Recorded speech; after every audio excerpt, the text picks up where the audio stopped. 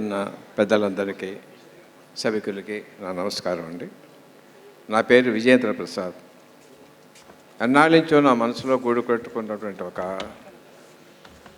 దాన్ని ఇప్పుడు నాకు అవకాశం వచ్చి మాట్లాడటం కోసం ఈ అవకాశాన్ని తీసుకుంటున్నాను. నేను మాది చాలా సంపన్న కుటుంబం అండి. నా క్లాస్మేట్ పేరు దుద్దే జాన్ ఫ్రెడరిక్ సుందర్రావు. మా అబ్బాయి నాతోనూ నాకన్నా కొంచెం సమానంగా బాగా చదివాడు కొన్నాడు. ఇద్దరు ఎస్ఎల్సి పాస్ అయిన తర్వాత లైలా కాలేజీలో చేరాము. మా నాన్నగారు అబ్బాయికి ఆర్థిక సహాయం చేశారు. ఆ రూమ్ బయటగా పెట్టారు. అంటే మా నాన్నగారు పరమేక్షత లేదు. నాకు తెలిసి ఎప్పుడు నేను తప్పు చేయలేదు. కానీ నా తాతలు ముత్తాతలు వాళ్ళు నోటితో చెప్పలేటువంటి భయంకరమైన ఘోరాలు చేశారు పరమక్షతతో. నోటితో కూడా అది తలుచుకున్నప్పుడు నా మనసు సిగ్గుతోటి అవమానంతో కుంగిపోతూ ఉంటుంది. ఇన్ని తప్పులు చేశారా, ఆ వంశంలో పుట్టానా, బట్ ఐ ఓన్ ఇట్. అయ్యే జీన్స్ నాకు ఉన్నాయి. వాళ్ళ ఆస్తులు నేను అనుభవిస్తున్నాను. ఆ పాపంలో కూడా నేను భాగస్వామిని. సో దాని గురించి మీ అందరి ముందు తల వంచి వినయంగా నమస్కరిస్తున్నాను. క్షమించండి, క్షమించండి, క్షమించండి, క్షమించండి, క్షమించండి, క్షమించండి. ఇందాక ఒక అబ్బాయి చాలా అద్భుతంగా పాడారు మీ ముందు. ఆకన్నా ఒకసారి ఆయనతో ఇప్పుడు సినిమా వేషం వేయించాలన్నది నాకు. అది శంకరన్న ఎక్కడున్నారు ఆయన? ఇక్కడున్నారా?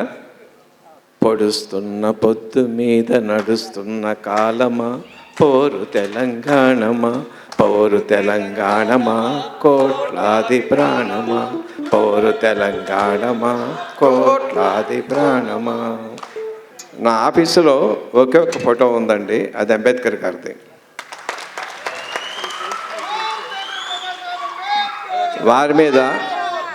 వారి మీద సినిమా కథ రాస్తున్నాను. దాని గురించి కొంత రీసెర్చ్ చేశాను నేను. రమాబాయి గారి గురించి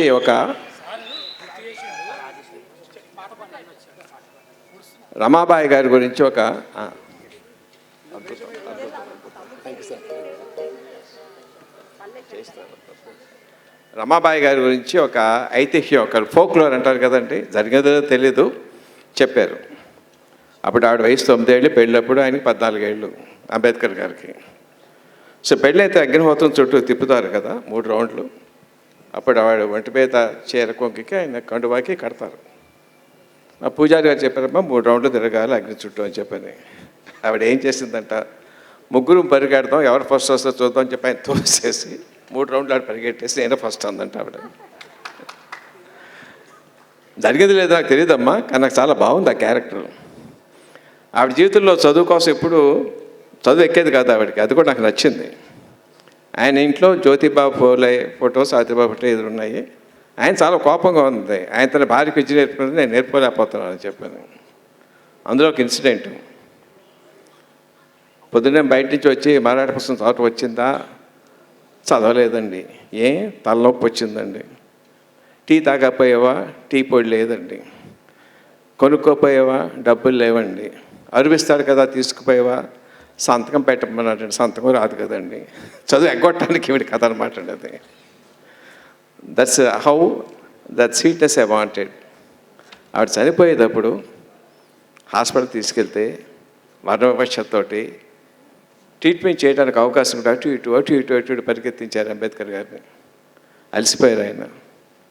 గ్లాస్ మంచినీళ్ళు తాగండి అంది. తాగారు. నాకు దాహం వేస్తుందో గ్లాస్ ఇవ్వండి అంది.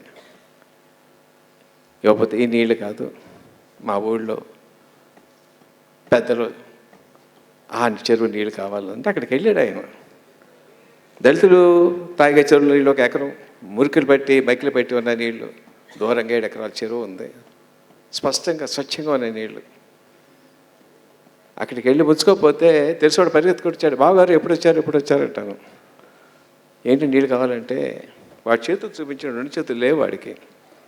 దాంట్లో నీళ్ళు తీసుకుంటే చేతులు కట్ చేశారు. మీరైతే మా చేతులు కట్ చేస్తారు బావగారు. ఊరి పెద్దలను అడగాలి. ఆ ఊరి దేశముఖ్ పెద్ద ఇల్లు. అప్పటికే లాయర్ చేస్తున్నాడు, కారు ఉంది, సంపాదన ఉంది, సూట్లో వెళ్ళాడు. అక్కడ కాపలావాడు ఎవరు వచ్చారు, ఎందుకు వచ్చారయ్యా? దేశముఖ్ గారితో పని ఉంది. ఏం పని ఉన్నాయా? చెరువులో నీళ్ళు కావాలి, గ్లాస్ నీళ్ళు తీసు. పర్మిషన్ ఎందుకు అంటే క్షమించండి, ఇక్కడ ఐఎమ్ యూజింగ్ అన్పార్మెంటల్ వర్డ్ కథా సందర్భంగా. నేను దళితుడినాయా, అన్నాడు. మహర్సాల ఒకసారి దిగిపోయింది. ఇలాగెళ్దామని తీ, ప్యాంట్ తీ, కోట్ తీ, చెప్పులు తీ. ఎవరు తెలిసి గోచి పెట్టించాడు ఆయనతోటి, డబల్ డాక్టరేట్ పుచ్చుకున్నటువంటి గొప్ప విద్యావంతుడితోటి. భార్యకి ఇచ్చిన మాట కోసం వెళ్తే వాడు అందరూ నీళ్ళలో ఉన్నారు, ఆయన ఎండే రాతి మీద ఉన్నారు ఆయన. క్యా సాలా క్యా చాహే తుమ్కో, ఆ చెరువులో గ్లాస్ నీళ్ళు కావాలి. నైదైతే మహర్సాలకు నైదైతే, సార్ క్షమించండి, అన్పార్లమెంటరీ లాంగ్వేజ్ కథపరంగా మాట్లాడు తప్ప నా ఉద్దేశం అది కాదమ్మా.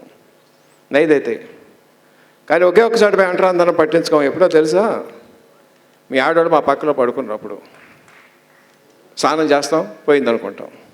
ఇక్కడ ఇంతమంది ఉన్నాం, మాలో ఎవరిలో నీ పనులు కానీ మీ ఆవిడ పనులు కానీ కనిపిస్తున్నాయి చెప్పు, తీసుకెళ్ళచ్చు.